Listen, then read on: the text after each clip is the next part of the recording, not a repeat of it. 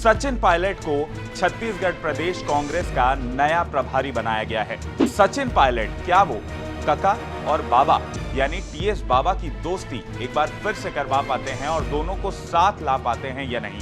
दो बड़े नेता आपस में भिड़ रहे हैं और उनको मनाने की जिम्मेदारी भी राजस्थान में कांग्रेस जो कि सत्ता खो चुकी है, वहां जो दो नेता आपस में भिड़े थे उनको यह जिम्मेदारी सौंपी गई है।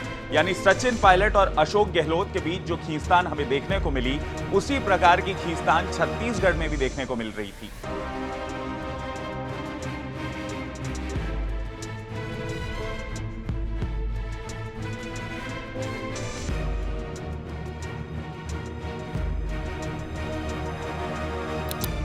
पिछले साल छत्तीसगढ़ कांग्रेस की प्रभारी बनाई गई महिला नेत्री कुमारी शैलजा की छत्तीसगढ़ से छुट्टी कर दी गई है और उनको फिलहाल उत्तराखंड की कमान सौंपी गई है।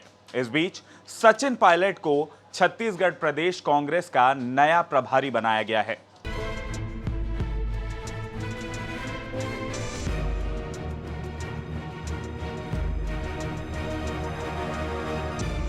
अब सवाल यह है कि क्या सचिन पायलट छत्तीसगढ़ कांग्रेस में वो बदलाव ला पाते हैं और सत्ता में वापसी करवा पाते हैं या नहीं? लेकिन इससे भी बड़ा सवाल यह है कि क्या वो कका और बाबा यानी टीएस बाबा की दोस्ती एक बार फिर से करवा पाते हैं और दोनों को साथ ला पाते हैं या नहीं?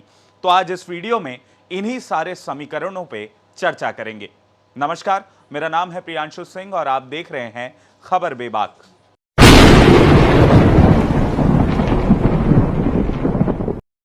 इससे पहले हम छत्तीसगढ़ के नए प्रदेश प्रभारी सचिन पायलट की बात करें, यह जानना बेहद जरूरी है कि पुराने प्रदेश प्रभारियों का काम आखिर कैसा रहा और उनकी विदाई छत्तीसगढ़ से क्यों हुई। कुमारी शैलजा के पहले पीसीसी के प्रभारी रहे पीएल पुनिया ने कांग्रेस का राज्य से सत्ता का वनवास खत्म कराया था और सरकार में 15 सालों बाद वापसी कराई थी। हालांकि उनकी विदाई भी विवादों में रही। उन पर राज्य में बड़े नेताओं के बीच गुटबाजी को हवा देने, टिकट के नाम पर पैसों की लेन देन और सरकार और संगठन के बीच तालमेल नहीं बिठाने जैसे आरोप लगे।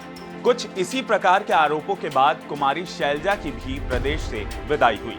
अब सवाल ये उठता है कि सचिन पायलट ऐसा क्या कमाल कर पाएंगे जो ये दोनों प्रदेश प्रभारी अब तक नहीं कर पाए थे। सचिन पायलट के पास सबसे बड़ी चुनौती ये होगी कि वो नाराज नेताओं को हार के बाद आखिर कैसे मनाएं। दरअसल पिछले विधानसभा चुनाव में कांग्रेस ने अपने 22 विधायकों की टिकट काट दी थी। कांग्रेस इस फैसले के साथ डैमेज कंट्रोल की दलील देती रही, लेकिन नतीजा इसके उलट रहा और इन 22 में से कांग्रेस महज 14 सीटों पर ही वापसी कर पाने में कामयाब रही। वहीं नतीजों के बाद जिन विधायकों के टिकट काटे गए थे उनका गुस्सा फूट पड़ा।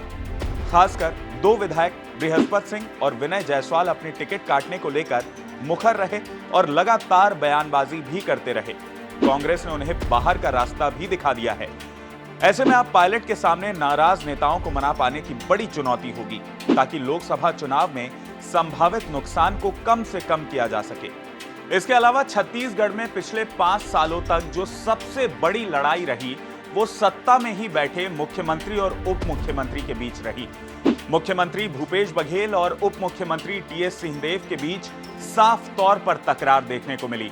दोनों ही मुख्यमंत्री पद को लेकर 2.5 साल की दावेदारी को लेकर काफी मौकों पर विपक्ष द्वारा घिरते हुए नजर आए। कई मौकों पर टीएस बाबा के स्टेटमेंट्स ने कांग्रेस को मुश्किलों में खड़ा किया। भूपेश बघेल ने भले ही टीएस सिंहदेव के खिलाफ सार्वजनिक तौर पर बयानबाजी नहीं की थी, लेकिन टीएस सिंहदेव ने अपने कई फैसलों से जता दिया था कि वो सरकार से खुश नहीं है। यहां तक कि सिंहदेव ने नाराजगी में पंचायत विभाग भी छोड़ दिया था।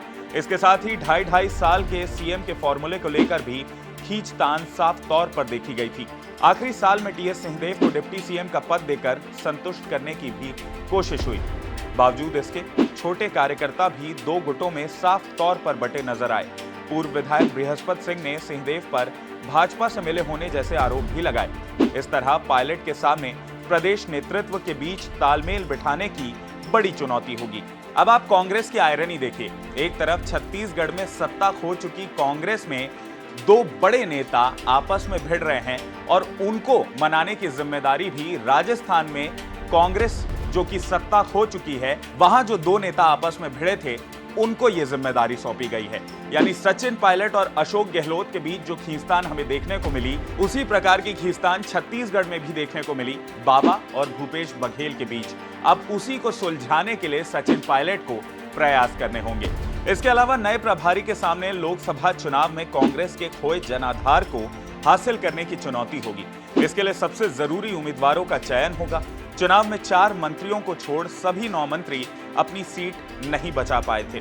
पिछला चुनाव हारने के पीछे प्रत्याशियों के चयन को भी माना जा रहा है। कांग्रेस पर आरोप लगे कि जिनके टिकट काटे जाने चाहिए थे, उल्टे उन्हें ही मौका दिया गया। इस तरह निर्वाचन क्षेत्रों में उम्मीदवार को लेकर भी मतदाता प्रभावित हुए।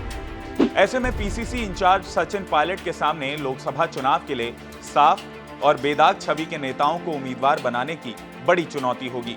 इसके अलावा कांग्रेस के लिए प्रदेश में बड़ी चुनौती संसाधन जुटाने की भी होगी। पार्टी के पास इसके लिए 6 महीने से भी कम का वक्त बचा हुआ है। ऐसे में उन्हें लोकसभा चुनाव की तैयारियों के लिए संसाधनों की जरूरत होगी। 5 साल सरकार में रही कांग्रेस ने अपने संगठन को जरूर मजबूत किया है। ऐसे में देखना दिलचस्प होगा कि कांग्रेस लोकसभा चुनावों में आखिर क्या कमाल करती है और छत्तीसगढ़ के नए कांग्रेस प्रभारी यानी कि सचिन पायलट किस तरह से इन मनमुटावों को हैंडल करते हैं और जिन मुसीबतों का, जिन मुश्किलों का सामना वो खुद कर रहे हैं, उसको दरकिनार करके दोनों नेताओं के बीच में कैसे समन्वय बिठा पाते हैं। आज के लिए इस वीडियो में इतना ही। अगर आपको ये वीडियो पसंद आया हो तो इसे लाइक और शेयर करना ना भूलें और IBC 24 के हमारे YouTube चैनल खबर बेबाक को जरूर सब्सक्राइब करें। नमस्कार।